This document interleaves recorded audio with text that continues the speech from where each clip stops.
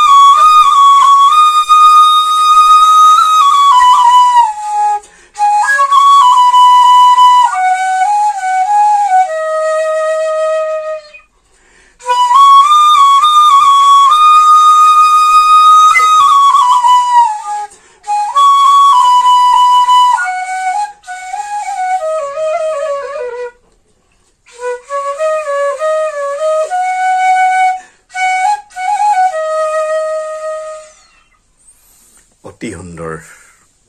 এই বাঁহীৰ বিভিন্ন বাঁহ প্ৰজাতি আছে কিন্তু বিভিন্ন বাঁহ প্ৰজাতি থাকিলে সকলো প্ৰজাতিৰ পৰা ইয়াক বনাব পৰা নাযায় হয় এইটো আচলতে এটা বেটি বাঁহ বুলি কোৱা হয় এই বাঁহটো হেন্দালি বা চাঙতো বগাই যায় হয় আৰু ইয়াৰ বাদ্যতাটো গাঁঠিৰ পৰা গাঁঠিৰ দূৰত্বটো বহুত দীঘল দীঘল থাকে হয় এইবিলাক কিছুমান বাছি বাছি বনোৱা হ'ল আৰু এতিয়া বনাবলৈ বাকী আছে যিদৰে এই বাঁহৰ পৰা এই বাঁহটো আমি কিনি আনিবলগীয়া হয় হয় এই বাঁহটো সকলো ঠাইতে নাই আৰু যিহেতু বৰ পলমকৈ ঘৰ বাৰী পাতিছো হয় সেইটো কাৰণে মোৰ চহৰত হোৱা নাই এই বাঁহটোৰ ইয়াত কত দীঘল থাকে হয় এই বাঁহৰ পৰা আমি এই বাঁহী নিৰ্মাণ কৰো ইয়াক বিহুটো বজাব পাৰি সকলোতে বজাব পাৰি ইয়াৰ মূল্য আমি ৰাখি দিছো পূৰ্বৰে সমাজে জানিব পাৰে কলকাতা বা লক্ষ্ণৌৰ পৰা আনিবলৈ গ'লে একোটা বাঁহীৰ মূল্য 7ৰ পৰা 1000 টকালৈকে আছে হয় আৰু বহুত খাটনিও আছে হয় এই বাঁহীবোৰ বনাবৰ কাৰণে এই বাঁহীবোৰ কাৰোবাক যদি বিহুৰ কাৰণেও প্ৰয়োজন হয় কিবা হয় সেইখিনি কাৰণে আমি ৰাখিছো সময়ত গীত মাতৰ কাৰণে ৰাখিছো আৰু বহুত ঠাইলৈ নিছে টকা 300 লওঁ হয় ইয়াৰ খাটনি বহুত বইলিং কৰিব লাগে আমি বাঁহটো বহুত সিজাব লাগে সিদ্ধ কৰাৰ কথা হল ঘনে নধৰে হয় তাৰ পিছতে ওপৰৰ যিটো এটা চামনি থাকে বাঁহত যিটো আছে পলে সেইটো আমি চুৰি দি কটাৰি দি আমি চুচি গুচাই পেলাওঁ গুচাই পেলাই ইয়াত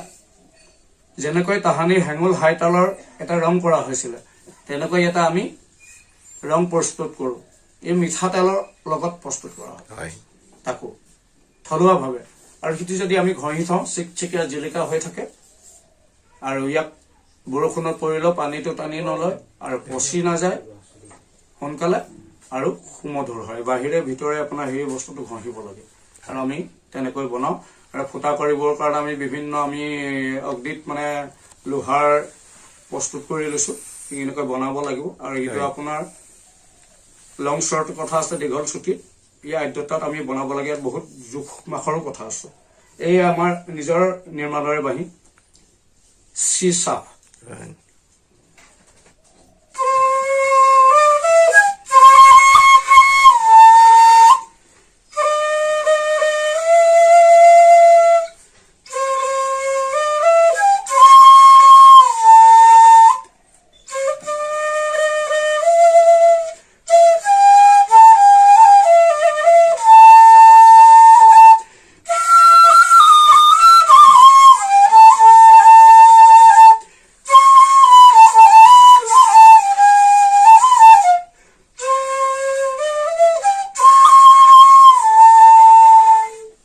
এজন শিল্পী সুঁৱৰি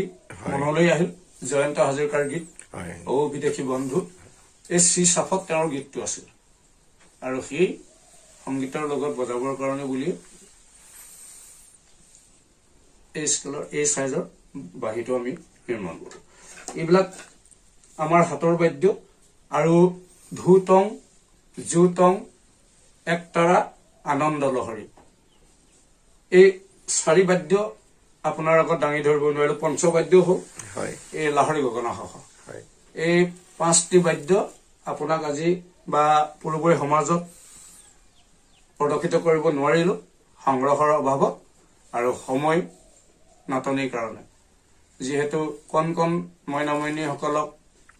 এই সংস্কৃতিৰ যি দিশ, এই দিশত থিয় কৰাবৰ কাৰণে প্ৰয়াস চলাই আছো, আৰু তেওঁলোকক কৰ্মশালা দি ফুৰোতে, শিকাওঁতে, গোৱাওঁতে, বজোৱাওঁতে